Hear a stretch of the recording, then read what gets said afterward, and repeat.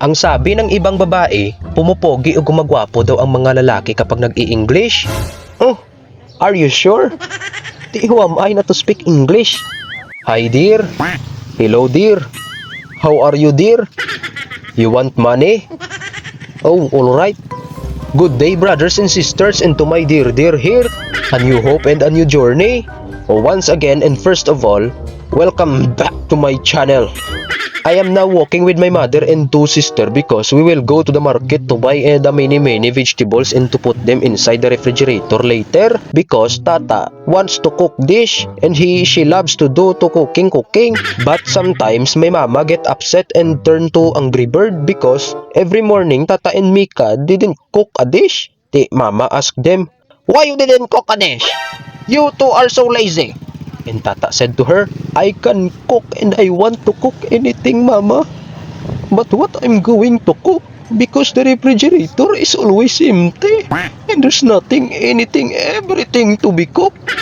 And that's why my mama fell in silent, because she realized that if you open our ref, it's true that our ref is empty and there's nothing inside to cook. About it, that is why today we will go to the market to purchase vegetables and fruits and fishes and whatsoever that we want to put in the ref so that we always have something to eat. To all those who asking to me if where do I live, I only lived here in Barangay Tabo, Ilog Negros Occidental, the home of Taboanay Festival. That's why our place is called Tabo, because in ancient time, the people that coming from other barangay and places, they tabo-tabo their products here in this place to sell it into barter it. That's why they called it as Tabo. When we got inside the market, we saw our grandfather here. So we blessed to him, and we talk a little bit, and he said to us that he bought also some vegetables and rice, and then we say goodbye to him. We walk until we reach the stall of Tita Maymay here, and Mama immediately pick up the kulitis because she loves it to put on the top of sinabawang bangos, and Tata here quickly grabbed the balatongs. Yes, it is sitaw in Tagalog, and string beans naman here in our country in USA, Negros Occidental. By the way, every Wednesday of the week is the market day here in our barangay, and in this section there you can see all the sellers and the vendors of what do you call this kanyo? Ng panakot. Yes, spices and ingredients. Look at this okra bala dear ho, because the okra of Tita Maymay is very fresh. If you want to buy okra and to select the best okra that are linghods bala, that if you eat it, it's so very sweet because there's no fiber left in between of your golden teeth. Okay, so here's the tip to choose the young one okra ho.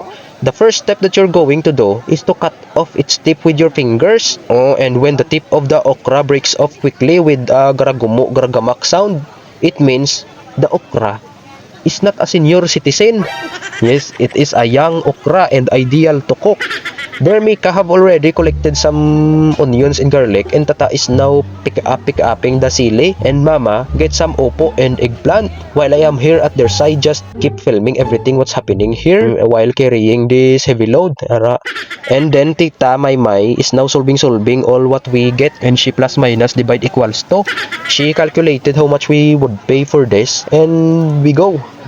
That's why totoo mga inday, ay brothers and sisters rather. That's why we went with Mama, because the three of us are the carriers of what she bought.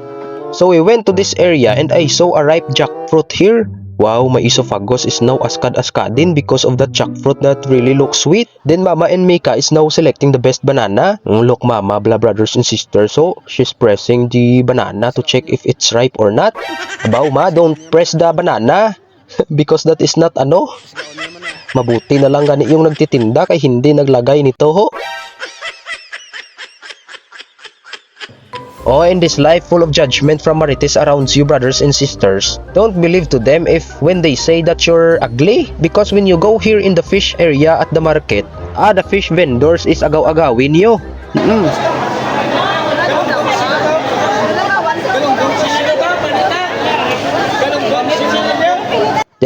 You cannot say that you're not handsome and beautiful, because if you go there in fish section, you will realize your worth, because they will really make a loud noise just to get your attention.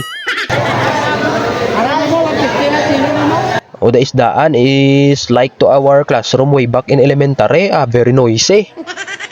While roaming around Balaya here at the market, I feel the pain in my hand again because of the plastic full of vegetables that I am carrying. I am about to the goat that have bangs.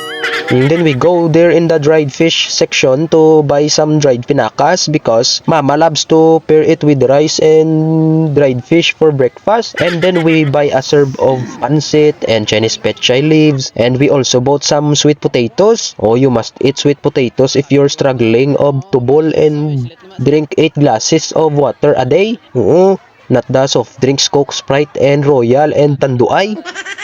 They also bought 1 kilogram of manga here and now we will go home na. Hi, thank you so much. We will go home na because my hand is now in pain. Pain this sarap, pain for carrying this plastic. Ote, your nose bleeding to my Englishing. Ha, ambot to you.